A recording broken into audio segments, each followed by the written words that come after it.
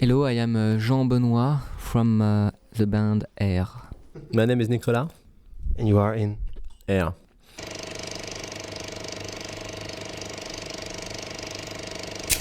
You're in Amsterdam now. You were just talking. You're on tour for how long? I think that we began at the beginning of June and it will end at the end of November, so it's a long time.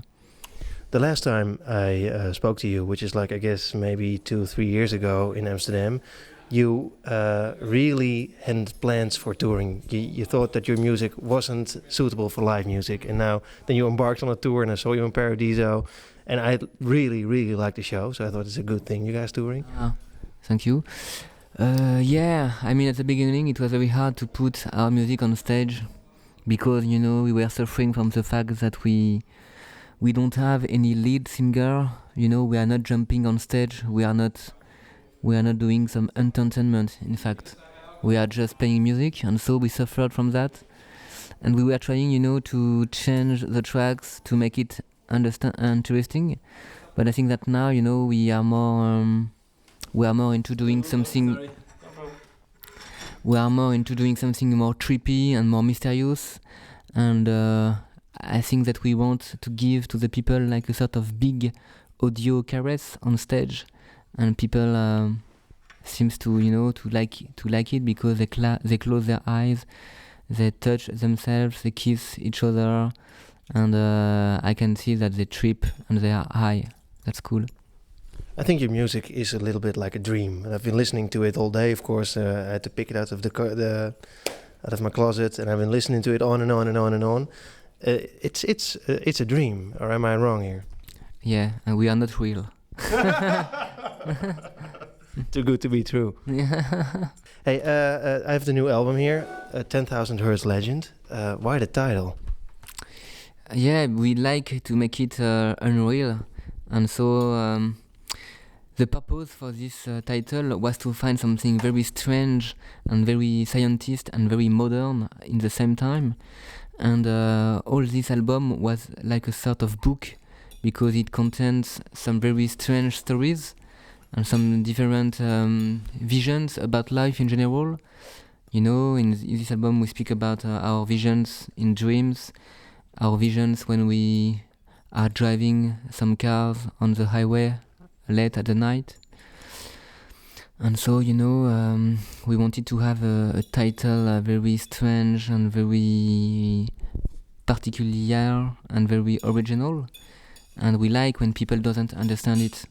What you were writing about. I've been going to the web, the house, which is printed on the cover. I found it really three-dimensional. I think it's amazing. Who designed it? You should go on the internet site, 10,000hertzlegend.com, and you will see all the house, all the different sections of the house. I did. You did it? Yeah. It's the name of the designer is Ora Ito.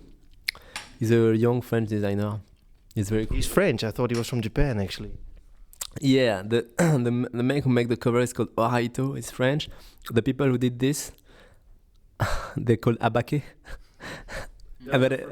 France and England. Alright. But finally, no one is Japanese except the Buffalo Daughters who sing the Sex Bound Python in Japanese. Hey, and Beck is also on the album. Yes. How did you get him there? He's a friend. This album is a resume of all our friends in LA. Cool. Mm. Hey, and you were friends with Beastie Boys too. Last time, at least, I met. You were visiting Mike D, right? It's more. We only see Mike D like twice or 3 times in my life, so he's more someone I know, and he's very cool. And but I cannot say he's a friend. I mean, of course, I like to be with him and to talk with him, but he's not my friend. But Beck is. You just called him, and he came along in the studio, and you recorded stuff. We hang around with the same posse, so it's not we call him and he's there. It's just he's part of the group of people we are with in LA. But I mean, he was collaborating on the album. Did he show up in the studio and write the lyrics, or how did it go? Yeah, but we used to see each other when we record. The first time we met him, we went to meet him in LA for the recording of Mutations. So each time we record, we used to show up in the studio to see what happened, So it was natural way. We recorded this album for 8 months, right?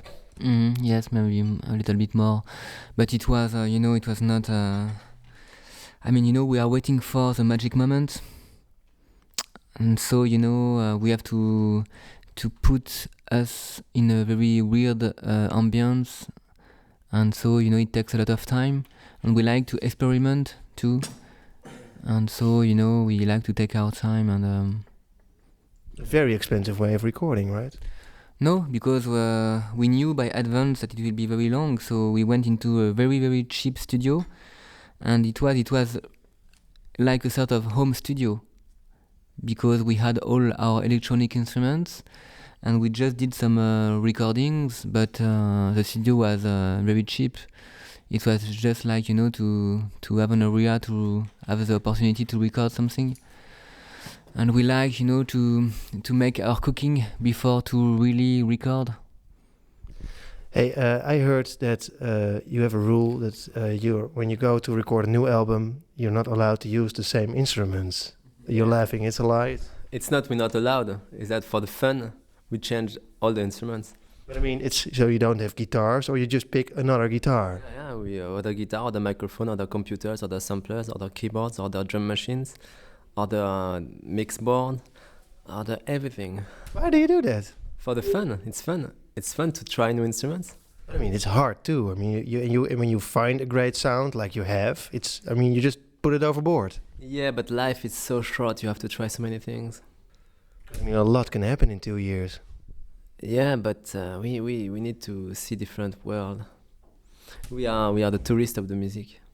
Hey, when you set out for this album to record it, did you already had a plan what it's going to sound like? Because you just know that. Because I mean, you have a huge expectation for the album you did. I mean, a lot of people were totally into Moon Safari.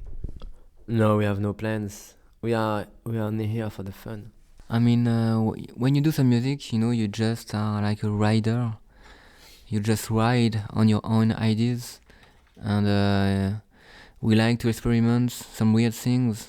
We are very like a track is a sort of sculpture, and every day we try to, to change it. But sometimes the gum is warm, and so we have to go fast to do something very crazy. But after a few days, the material is gonna be very dry, and so you can't move it, and you can't shape it anymore. So we like, to go fast and to try very silly ideas with tracks. But then if you make music which is really popular, an audience expects something of you. Do you care about that? Sincerely, sometimes yes, but we are so selfish that we just do the music that we like a lot.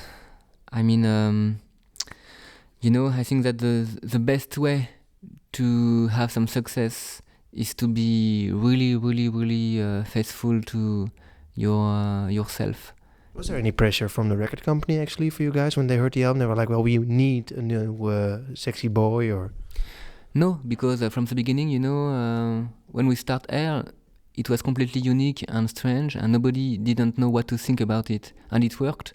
And so the record company has nothing to say because they said nothing and it worked. So the best way for them is to not say anything, and it will go on the same way. But you guys could have cashed in, of course, on your success. What? Well, you could have cashed in on your success. If you would have made another similar record, a lot of people would have easily been admitted to buy it. Yeah, but I think that we have to change constantly to be real artists. This album is a sort of meaning for us to say to the people, okay, we could do some commercial radio music, but we prefer to be deep, and we prefer to express ourselves in a deep way, and we don't want to lie. The song I really liked, I didn't even know it was the single actually in Holland, Radio #1. At the end, there's like this DJ voice coming through it, like really with the compression and all. Who is that, and why did you do that? It's a friend of us called Jason Faulkner. He's a great artist, and the concept was a drunk DJ at night. He played the music and he's singing on it. So this is fun. Yeah, and then in the end, when the second song starts, it's like, I really think you need to stop smoking now. Yeah. It's we had some fun to record, and a lot of this fun is on the tape. We didn't try to hide it. And who did the production? Because I think it's killer. It sounds really, really good. We did. You did yourself? Yeah, we come from the home studio, so we produce ourselves. Of course, after we Tony Hoffer mix it and help us on lot of things, but basically what's in the tape, we record it. Hey, and do you record it on Pro Tools or on computer, or do you do it on... We have so many... We are completely crazy. We have so many things to record on. We record on Pro Tools. We record on digital tape recorder. We record on analog tape recorder. We record on Pro Tools. Help us to centralize everything. But we record in different conditions. A lot of things. We can record a song only on a sampler. We have no rule.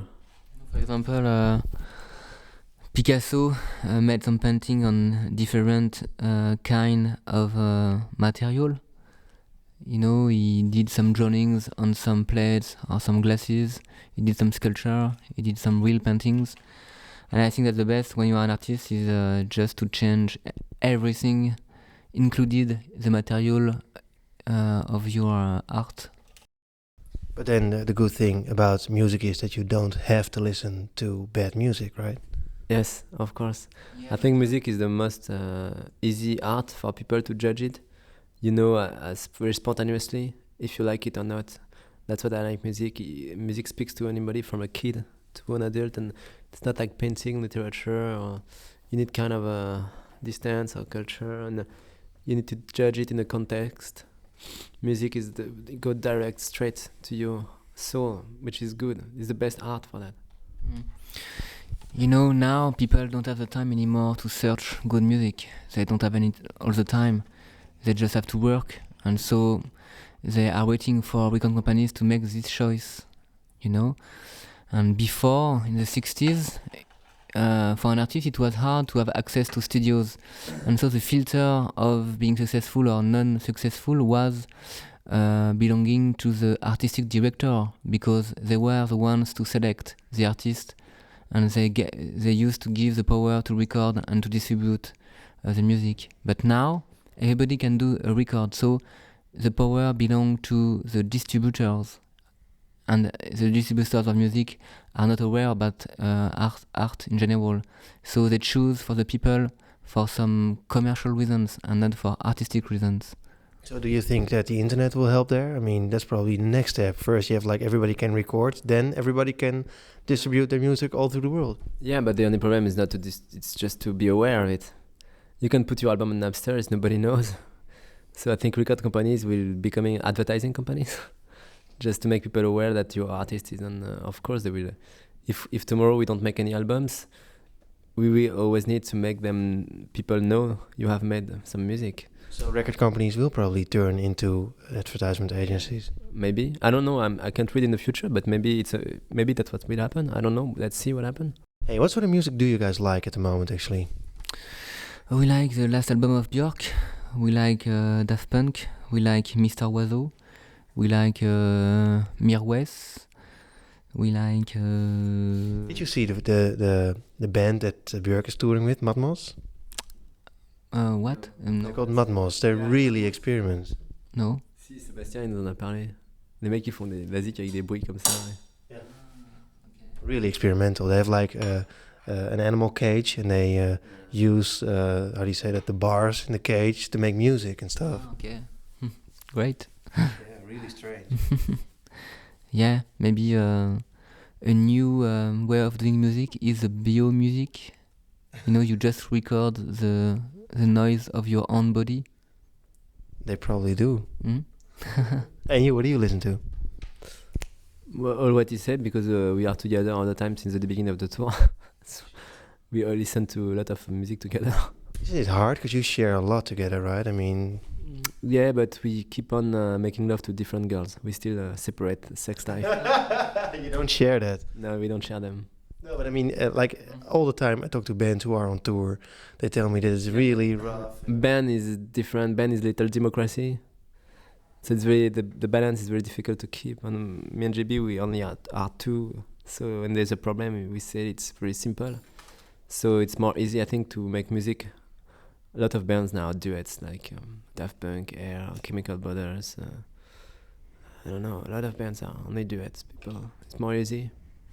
Hey, there's this one thing, and maybe I'm mistaking here, but since you were talking about Daft Punk as well, when I really like their album. I think it's really great. And, it has this atmosphere of an old science fiction animation film on TV that they used to play in the 70s. And I'm a little bit older, so probably I'm only one of the few who know this series. It's called Captain Future. It really has this atmosphere. Do you guys know this at all? No, I don't know Captain Future. I don't know. Maybe I know the French title. Yeah, because it's like all the videos from Daft Punk are totally the same drawing as well. Yeah. Is it Albator? The guy in his... This is the same drummer. Yeah. Yeah. It's amazing. Yeah, because they were in love with this drawing, with this comic.